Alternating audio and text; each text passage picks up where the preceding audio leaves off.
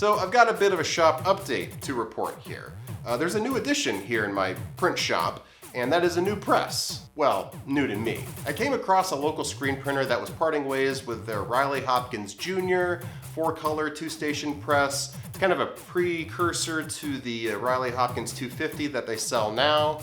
So I went down there to check it out, did a couple tests with it, and I felt like I really shouldn't let it slip by me, so I went ahead and grabbed it. And let me tell you, this thing's gonna be a game changer for me simply because of its micro registration. As you guys know, I've been using the Riley Hopkins 150 for the past year or so, and while that thing has been great, it's been a really good starter press to get my feet wet in screen printing, right? It's been great, but I felt I've been a little overdue for an upgrade. The 150 doesn't have micro registration, so if you want to print multiple colors, you kind of have to register it the old-fashioned way and just do a little boop, boop, boop, boop, boop, boop, you know, hand register each screen, which can get kind of tedious and frustrating, especially if you're trying to print more than 2 colors. Now with the Riley Jr. and its XY micro registration, all I need to do is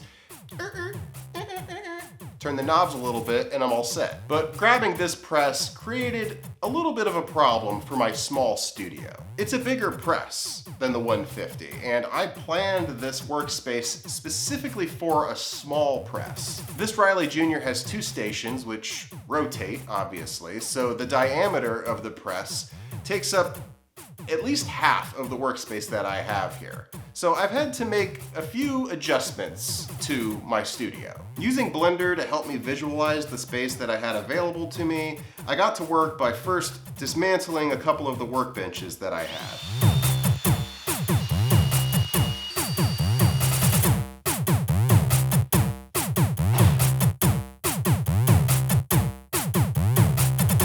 I then built a new workbench that fit the back wall a little bit better.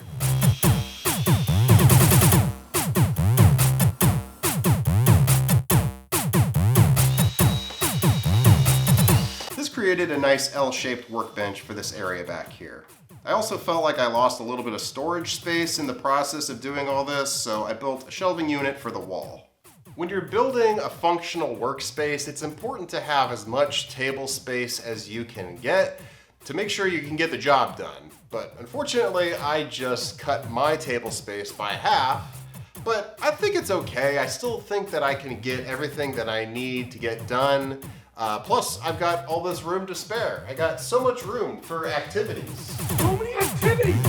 So many activities! It's making my head spin. How many activities we can do? So many activities! So many activities! Look at that! That looks like what you would buy from a store. So many activities! So many activities! So many activities! Does your son know anything about carpentry? No power tools! Hey, I never asked you. You like guacamole? So I feel like I still have plenty of space to do work over here. Right here, I think I have space to do like ink mixing and coating screens and stuff. Over here, I've got my screen drying cabinet. And next to that, I have my 3D printer, all my inks. And over here in the corner, I've got my heat press.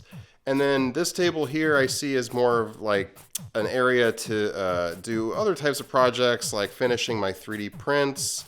I can do like resin casting, hopefully down the road a little bit. Any kind of like other projects I want to do right here. The next update for my shop is going to be a new exposure unit, which, surprise, surprise, I'm gonna build. I'm still using my old DIY unit that I built over a year ago. It's been fine, but I've definitely learned more about what works and what doesn't work for a unit like this. I need to build one that's bigger and brighter, so I guess stay tuned for that. And then when that's done, it's gonna sit right on top of my screen drying cabinet. You see, everything is planned out, everything has its place. Part of that is because I have OCD, but part of that is because when you have a small space like this, you have to plan it out to make sure everything, you got a good workflow going, everything fits, everything makes sense. But yeah, I think it's mostly my OCD. Anyway, that's gonna do it for this video. Thank you for watching. Make sure you like, comment, subscribe, all that stuff, and I'll see you guys next time.